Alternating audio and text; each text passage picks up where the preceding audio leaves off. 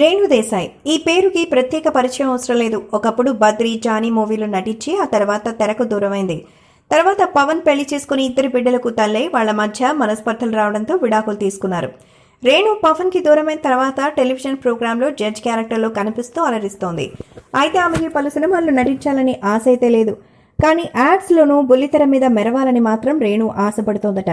ఒకప్పుడు కళామందిర్, కళ్యాణ్, అలాగే కాంచీపురం వరమహాలక్ష్మి సిల్క్స్ కి రేణు దేశాయ్ బ్రాండ్ అంబాసిడర్ గా ఉండేది. యాడ్ ఫిల్మ్ ని షూట్ చేసిన సంగతి తెలిసిందే. ఒక పక్క రేణు మాజీ భర్త పవన్ కళ్యాణ్ రాజకీయాల్లో, సినిమాల్లో బిజీ అవుతుంటే ఈమె ఈ విధంగా బిజీ అవుతోందన్నమాట. అయితే సోషల్ మీడియాలో ఎప్పుడూ యాక్టివ్గా ఉండే రేణు తనకు సంబంధించిన విషయాలు చెప్పారు. తాజాగా రేణు చేసిన పోస్ట్ అందరి మనసుల్ని కదిలించింది. రేణు దేశాయ్ తాజాగా జంతు పరిరక్షణకు సంబంధించిన ఒక సంస్థ చేసిన పోస్ట్ ని తిరిగి షేర్ చేశారు.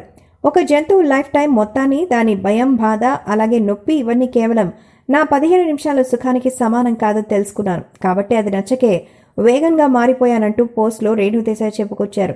ఇప్పుడు తనకి సంబంధించిన విషయాలు వైరల్గా మారాయి. కాబట్టి ఇప్పుడు కంప్లీట్గా వాటికి అవాయిడ్ చేస్తున్నానంటూ ఆ తిన్న ఆనందం కాసేపటికే ఉంటుంది. మరి మిగతా సమయంలో ఎప్పుడు వాటి గురించి బాధపడతాను. అందుకే వాటికి కంప్లీట్గా దూరంగా ఉంటేనే బెటర్ అంటున్నారు.